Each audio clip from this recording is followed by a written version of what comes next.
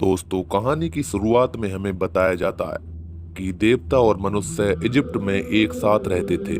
मनुष्यों और देवताओं में अंतर स्पष्ट रूप से देखे जा सकते थे। सभी देवता मनुष्य से अधिक ऊंचे होते थे और उनके अंदर मनुष्यों की तरह लाल रक्त नहीं बल्कि सोने का रक्त होता था। और देवताओं में एक और खूबी थी, वो अपने आप को किसी भी रूप में परिवर्तित कर सकते थे। तभी हम बेक नाम के आदमी को देखते हैं जो कि एक चोर होता है। उसे एक लड़की से प्यार होता है जिसका नाम जाया था। बेक एक ऐसा चोर था जो कि देवताओं में विश्वास नहीं रखता था, लेकिन उसकी प्रेमिका देवताओं में पूरा विश्वास रखती थी। तभी हम मिस्र के देवता औरस को देखते हैं जो कि उस राज्य के हवाओं का देवता है। और इसके लिए वो दिन एक खास दिन था क्योंकि उस दिन राज्य में ओरिस के रूप में एक नया राजा चुना जाने वाला था। वहां ओरिस के साथ उनकी प्रेमिका हथोर भी थी जो कि पूरे संसार में होने वाले प्यार की देवी थी। ओरस अपनी प्रेमिका से बताते हैं कि वे उससे शादी करना चाहते हैं और वे हथोर के कंगन के बारे में भी बातचीत करते हैं जो कि 7 तारों से बना है, जिसे होरिस ने ही उन्हें गिफ्ट किया था ताकि वह उसे अंधकार लोक में मरी हुई आत्माओं से बचा सके और उनकी प्रेमिका सुरक्षित रह सकें। राज्याभिषेक के लिए राजा ओरिस वहां पर पहुंच जाते हैं जहां पर पूरे मिस्र के लोग एक साथ इकट्ठा हुए होते हैं। वो राजा बनने ही वाले थे। तभी वहां पर ओरस के पिता का भाई सेट पहुंच जाता है। वो ओरस को गिफ्ट के रूप में एक बजाने वाली चीज देता है। ओरस जैसे ही उसे बजाते हैं तो वहां पर सेट के सैनिक पहुंच जाते हैं। ये देखकर सभी लोग समझ जाते हैं कि सेट यहाँ पर कोई गिफ्ट देने नहीं बल्कि मिस्र पर कब्जा करने आए थे। समारोह के दौरान सेट ओरिस के पिता की हत्या कर देता है। बताया जाता है कि सेट मरुस्थल का देवता होता है। अपने पिता की हत्या के बाद ओरिस अपना आपा खो देता है और सेट पर हमला करने के लिए तैयार हो जाता है, लेकिन सेट ओरिस को चालाकी से मार गिराता है और उसकी आंखें निकाल लेता है क्योंकि ओरिस की शक्ति उसकी आंखों में ही थी। आंखों के बिना ओरिस बिल्कुल मुर्दे के समान हो जाता है। तभी सेट पूरे राजघराने पर कब्जा कर लेते हैं और घोर परिवर्तन का ऐलान करते हैं, जहां मरे हुए को मृत्यु के बाद अंधकार लोक में प्रवेश पाने के लिए धन चुकाना होगा। जबकि ओरिस के पिता गरीब और अमीर को एक जैसा समझते थे और उनको अंधकार लोक में प्रवेश पाने के लिए उनके अच्छे कार्यों से निर्धारित करते थे। होरस की आंखें निकालने के बाद सेट होरस को मारने ही वाला होता है। तभी हथौड़ सेट से होरस को बखसने के लिए विनती करती है। सेट ओरिस को अधमरा करके छोड़ देता है और उसे मिस्र से निकाल दिया जाता है, जबकि हथौड़ सेट की गुलाम मालकिन बन जाती है और उसके साथ वो सब काम करती है जो कि वो ओरिस के साथ करती थी। तभी कहानी 1 साल बाद की दिखाई जाती है जहां बेक नाम का चोर मैदान बनाने के लिए एक गुलाम के रूप में काम कर रहा होता है, जबकि उसकी प्रेमिका जाया एक मुख्य वास्तुकार बन चुकी है और वो उर्सू नाम के आदमी के नीचे काम करती है। बेक छुप छुप के जाया से मिलने के लिए आया करता था। जाया बेक से कहती है कि हमें ओरस की आंखें उसे दोबारा से लौटानी होंगी क्योंकि अभी भी वो ये मानती है कि होरस ही एक ऐसा व्यक्ति है जो सेट को हरा सकता है।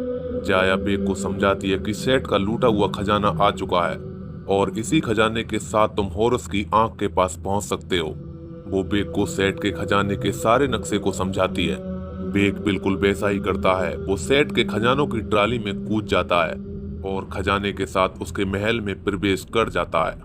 नीचे जाकर बेक को पता चलता है कि आंख के पास पहुंचने से पहले उसे कुछ जाल को पार करना पड़ेगा जो कि सेट ने बिछा रखे थे। नक्शे की मदद से धीरे धीरे बेक आगे की तरफ बढ़ता है और पहले जाल को आसानी से पार कर लेता है। जैसे ही वो दूसरे जाल में प्रवेश करता है तो वहां पर तलवारें जोर जोर से चलने लगती हैं। वो बड़ी मुश्किल से उनसे बचता है और तीसरे जाल में प्रवेश करने आता है जिसका कि नक्शा में कोई भी जिक्र नहीं था। वो उस जाल में तेजी से दौड़ता है और ओरिस की आंख को प्राप्त कर लेता है। आंख मिलने के बाद वो दोबारा से जाया के पास पहुंच जाता है जहां उसे उर्सू देख लेता है और दोनों को बंदी बनाने की कोशिश करता है, लेकिन बेक और इसकी आंख की सहायता से जाया को अपने साथ भगा कर ले जाता है। जैसे ही वे भाग रहे थे तभी उर्सू पीछे की तरफ से जाया के तीर मार देता है जिससे जाया तो मर जाती है, लेकिन बेक उसे वहां से ले जाने में कामयाब हो जाता है। जाया को लेकर बेक और इसके पास पहुंचता है जो कि अपनी आंखें खो देने के बाद अपने पिता के मकबरे में रहते थे। बेक और इसके पास जाता है और उनसे सौदा करता है। वो उन्हें उनकी आंख वापस करेगा, बदले में उन्हें उसकी प्रेमिका को जिंदा करना होगा और इस शर्त को स्वीकार करते हैं और अपनी आंख को लगा लेते हैं। आंख मिलने के बाद वो जाया को जिंदा करने की कोशिश करते हैं, लेकिन वो नहीं कर पाते हैं क्योंकि वो मृत्यु की दुनिया में बहुत आगे जा चुकी थी। बाद में और इस बेग को बताते हैं कि अभी भी एक तरीका है जिसकी मदद से वे उसकी प्रेमिका को जिंदा कर सकते हैं। इसके लिए उन्हें सेट के पिरामिड में जाना होगा। बेग उन्हें सेट के पिरामिड में ले जाने का वादा करता है। इधर सेट को पता चल जाता है कि ओरिस को उसकी एक आंख मिल चुकी है, इसीलिए वो ओरिस को ढूंढने के लिए और उसे मारने के लिए अपनी सेना को भेज देता है। तभी हम ओरिस को देखते हैं जो अपनी शक्ति को पुनः प्राप्त करने के लिए अपने पिता सूर्य देवता के पास जाता है। वो अपने साथ बेग को भी लेकर जाता है। वे एक पहाड़ के ऊपर चढ़ते हैं जिसके ऊपर सूरज जैसा निशान बना हुआ था। बेग को लेकर ओरिस अपने पिता के पास पहुंच जाते हैं और उनसे बताते हैं कि सेठ ने उसके और उसके पिता को कैसे बर्बाद कर दिया। लेकिन सूर्य देवता उनसे कहते हैं कि मेरे लिए दोनों बेटे बराबर हैं, इसमें मैं तुम्हारी कोई मदद नहीं कर सकता। तभी सूर्य देवता वहां आए एक राक्षस को भगाने की कोशिश करते हैं, क्योंकि उस राक्षस से पूरी दुनिया को खा जाने का खतरा होता है। फिर भी ओरिस वहां से दिव्य जल को एक शीशी में भरते हैं, क्योंकि वे उस जल से रेगिस्तान की प्यास को बुझाएंगे, जो कि उन्हें पिरामिड तक पहुंचने में उनकी मदद करेगा। तभी हम सेठ को देखते हैं, वो उन सभी देवी देवताओं पर हमला करता है जो कि अभी बचे रह गए थे, क्योंकि वो सभी देवी देवताओं पर विजय पाना चाहता था, क्योंकि वो सोचता था कि वह दुनिया का सबसे बड़ा राजा बनेगा। सबको हराने के बाद सेठ अपनी पहली पत्नी के पास जाता है, जो कि उससे नाराज है क्योंकि उसने मिस्र को तबाह कर दिया था। लेकिन सेठ अपनी पत्नी को भी नहीं छोड़ता है, वो उसके पंख काट डालता है और उसे मार देता है। तभी हम ओरिस और बेग को देखते हैं जो कि जमीन पर आ जाते हैं। तभी ओरिस को बहुत जोर से प्यास लगती है और वो बेग से पानी मंगाने के लिए कहता है। बेग जैसे ही पानी भरने के लिए जाता है तो सेठ के सैनिक उस पर हमला कर देते हैं। वो बेग को मारने ही वाले होते हैं, तभी वहां पर ओरिस आ जाता है और एक एक करके उन सभी राक्षसों को हरा देता है। लेकिन अंत में एक राक्षस बचता है जो कि ओरिस से काफी देर तक लड़ता है और वो ओरिस को बेग के साथ झरने में नीचे ढकेल देता है। नीचे गिरते गिरते बेग ओरिस से मदद की मांग करता है और आखिर में ओरिस देवता बेग को बचा लेते हैं और सही सलामत दोनों एक जंगल में आकर गिरते हैं। तभी हम देखते हैं कि सेठ के सैनिक सेठ को बताते हैं कि ओरिस एक लड़की को मृत्यु लोक से वापस लाना चाहता है, जो कि बेग की प्रेमिका है। ये सुनने के बाद सेठ हथौड़ देवी के पास जाता है, जो कि मृत्यु लोक की रानी होती है। वो हथौड़ से यात्रा करने के लिए कहता है, जिसे वो अगले हाथ जीतना चाहता है, लेकिन वो इनकार कर देती है और वहां से बचकर भाग जाती है। अगले सीन में ओरिस बेग को वहां पे लेकर आता है जहाँ के उसके पापा अक्सर आया करते थे, लेकिन अब वो जगह सेठ ने पूरी तरह से बर्बाद कर दी है। अगले ही पल उन दोनों के पीछे सेठ के भेजे हुए शैतान आ जाते हैं, जो कि साइज में बहुत बड़े बड़े सांप होते हैं और इस बेग को अपने साथ लेकर आगे आगे भागने लगता है। तभी बेग उन्हें मारने के लिए ओरिस को एक आइडिया देता है और खुद उन सांपों का खाना बनने के लिए आगे आगे चला जाता है।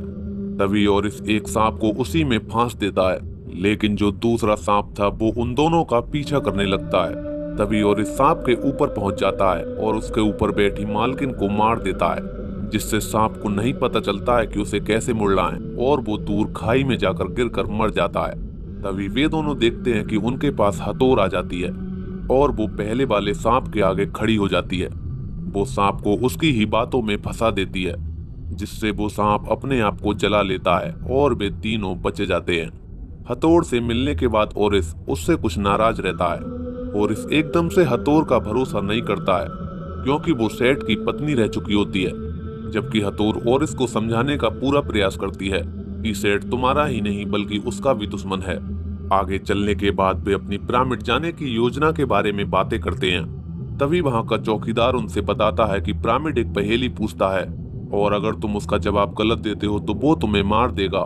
तभी वे तीनों सबसे बुद्धिमान देवता के पुस्तकालय में जाते हैं, जहां दिखने में सभी लोग एक जैसे होते हैं। तभी ओरिस पिरामिड की पहेली को हल करने के लिए उन्हें अपने साथ चलने के लिए कहता है, लेकिन वो ओरिस का कहना नहीं मानते हैं और मना कर देते हैं। तभी बेग बुद्धिमान देवता की हंसी उड़ाता है कि तुमसे पहेली का हल नहीं निकलेगा, इसीलिए तुम जाने के लिए मना कर रहे हो।